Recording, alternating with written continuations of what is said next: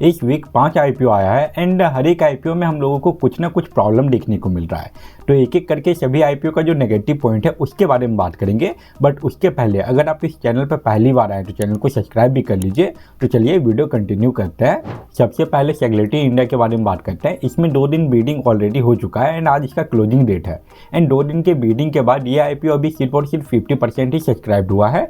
And इसमें जो हम लोगों को एक नेगेटिव पॉइंट देखने को मिल रहा है वो ये है कि टोटल इसका जो इश्यू साइज है ये हम लोगों को 2106 करोड़ का देखने को मिल रहा है। एंड पूरा का पूरा जो ये आईपीओ आ रहा है ये सारा का सारा ऑफर फॉर सेल है। यहाँ पे कोई भी फ्रेश इशू हम लोगों को देखने को नहीं मिल रहा है। मतलब कि ये आईपीओ से इस कंपनी को जितना भी पैसा मिलेगा वो डायरेक्ट इस कंपनी के प्रमोटर के पास जाने वाला है, शेयर होल्डर के पास जाने वाला है। ये आईपीओ से पैसा उठा के ये कंपनी अपने आप को डेवलप करने का या फिर एक्सपेंड करने का नहीं सोच रही है। सीधा का सीधा सारा पैसा प्रमोटर के पास जाएगा। वहीं अगर बात करें इसके दूसरे नेगेटिव पॉइंट के बारे में तो वो हम लोगों को इसके वैल्यूएशन एंड मार्जिन में देखने को मिल जाएगा। इसका जो ईपीएस है ये काफ़ी कम है। एक टाइम पे तो इसका ईपीएस 0.05 चल रहा था जो कि अभी 0.53 है। ये जो ईपीएस है ये काफ़ी कम है। इसके अलावा इसका जो पीई रेशियो है वो भी हम लोगों को काफ़ी ज़्यादा देखने को मिल रहा है, ऑलमोस्ट 56 से भी ज़्यादा का। तो ये 2 नेगेटिव पॉइंट हम लोगों को सेगलिटी इंडिया में देखने को मिल जाता है। सेकेंड नंबर पे ACME सोलर है एंड इसका जो प्रॉब्लम है ये हम लोगों को इसके फाइनेंशियल परफॉर्मेंस में देखने को मिल जाएगा।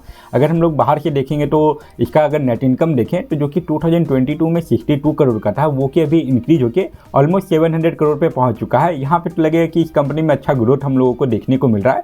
बट जब आप इसके एक्सपेंशन रेवेन्यू को देखिएगा तो फिर आपको पता चलेगा कि इस कंपनी में क्या प्रॉब्लम चल रहा है। अगर हम लोग यहाँ पे 2024 का रेवेन्यू देखें तो वो हम लोगों को 1319 करोड़ का देखने को मिल रहा था। वहीं इसका एक्सपेंस देखें तो वो हम लोगों को 1305 करोड़ का देखने को मिल रहा है। तो यहाँ पे जो एक्सपेंस एंड रेवेन्यू में जो डिफरेंस है वो 14 करोड़ के आसपास का है। तो आफ्टर ऑल जो इसका नेट प्रॉफिट होना चाहिए वो 13-14 करोड़ का होना चाहिए।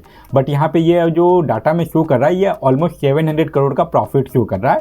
वहीं अगर बात करें 2022 के बारे में तो उस टाइम जो इसका रेवेन्यू था ये हम लोगों को 1487 करोड़ देखने को मिल जाता है। एंड इसका जो एक्सपेंस है उस टाइम पे ये 1789 करोड़ का था। तो यहाँ पे जो एक्सपेंस है वो रेवेन्यू से भी ज़्यादा है। इसके बाद भी ये कंपनी अपने आप को 62 करोड़ के प्रॉफिट में बता रही है। तो यहाँ पे 2 ही चीज़ हो सकता है कि इस कंपनी के पास जो अदर सोर्स ऑफ इनकम है वहाँ से पैसा आ रहा होगा या फिर ये कंपनी अपना कुछ ना कुछ एसेट को सेल कर रही है, दैट्स वाई इस कंपनी के पास प्रॉफिट आ रहा है। तो इसके फाइनेंशियल रिपोर्ट को देखते हुए आप ये तो अंदाजा लगा सकते हैं कि इसका जो नेट इनकम है वो इसके रेवेन्यू एंड एक्सपेंस से मैच नहीं कर रहा। वहीं अब अगर बात करें स्विगी के आईपीओ के बारे में तो पहला प्रॉब्लम हम लोगों को इसके offer for sale and fresh issue का जो रेशियो है उसमें देखने को मिल रहा है। इसका जो टोटल आईपीओ साइज है ये हम लोगों को 11,327 करोड़ का देखने को मिल रहा है, जिसमें कि 6,828 करोड़ डायरेक्ट पहले प्रमोटर के पास जाने वाला है। सिर्फ और सिर्फ 4,499 करोड़ का ही आईपीओ यहाँ पे फ्रेश इशू का है। तो पहला प्रॉब्लम तो ये हो गया कि इसका जो फ्रेश इशू है एंड ऑफर फॉर सेल का जो रेशियो है वो उतना सही हम लोगों को देखने को नहीं मिल रहा है। इसके अलावा इसका जो फेस वैल्यू है ये हम लोगों को सिर्फ और सिर्फ 1 रुपीज़ पर शेयर देखने को मिल रहा है। तो ये भी एक नेगेटिव पॉइंट में ही आएगा। इसके अलावा ये कंपनी अभी भी लॉस मेकिंग कंपनी है। अगर हम लोग इसका फाइनेंशियल रिपोर्ट देखें तो यहाँ पे जो भी नंबर ब्रैकेट में हम लोगों को देखने को मिल रहा है ये नेगेटिव में शो कर रहा है। एंड जिस सेक्टर में स्विगी काम करती है उसमें हम लोगों को 2 ही मेजर कंपनियां देखने को मिलता है, एक जोमेटो एंड दूसरा स्विगी। जोमेटो काफ़ी साल के बाद अभी प्रॉफिट में आ गई है बट स्विगी अभी भी लॉस मेकिंग कंपनी ही है। आफ्टर ऑल अगर स्विगी के आईपीओ के बारे में बात करें तो ये एक लॉस मेकिंग कंपनी है। इसके अलावा इस कंपनी का जो आईपीओ आ रहा है उसमें भी एक बड़ा हिस्सा प्रमोटर के पास जाने वाला है। एंड इसका जो फेस वैल्यू रखा गया है वो भी सिर्फ और सिर्फ 1 रुपीज़ पर शेयर का रखा गया है। तो ये सारा नेगेटिव पॉइंट है स्विगी के आईपीओ के बारे में। इसके बाद अगर हम लोग यहाँ पे निभा बुपा हेल्थ इंश्योरेंस के बारे में बात करें तो इसका भी जो टोटल इशू साइज है ये हम लोगों को 2200 करोड़ का देखने को मिलता है, जिसमें कि 1400 करोड़ का अमाउंट सीधा प्रमोटर के पास जाने वाला है। सिर्फ और सिर्फ 800 करोड़ का जो अमाउंट है वो इस कंपनी के पास जाएगा जिसको कि ये अपने आप को एक्सपेंड करने में यूज करने वाली है। इसके अलावा इसका जो फाइनेंशियल परफॉर्मेंस है उसमें भी हम लोगों को उतना अच्छा ये परफॉर्म करते हुए देखने को नहीं मिल रहा है। जैसा कि मैंने बताया कि जो भी नंबर यहाँ पे ब्रैकेट में वो नेगेटिव में शो कर रहा है। तो इसका जो 2022 में जो नेट इनकम है ये हम लोगों को 196 करोड़ का लॉस में देखने को मिलता है। उसके बाद 2023 में ये कंपनी अपने आप को 12.54 करोड़ के प्रॉफिट में बताती है। एंड उसके बाद 2024 में ये कंपनी अपना जो प्रॉफिट है वो हम लोगों को 81.85 करोड़ का शो करती है। बट अभी अगर हम लोग यहाँ पे लास्ट 3 मंथ का अगर डाटा देखें तो उसमें ये कंपनी अपने आप को ऑलमोस्ट 19 करोड़ के लॉस में बता रही है।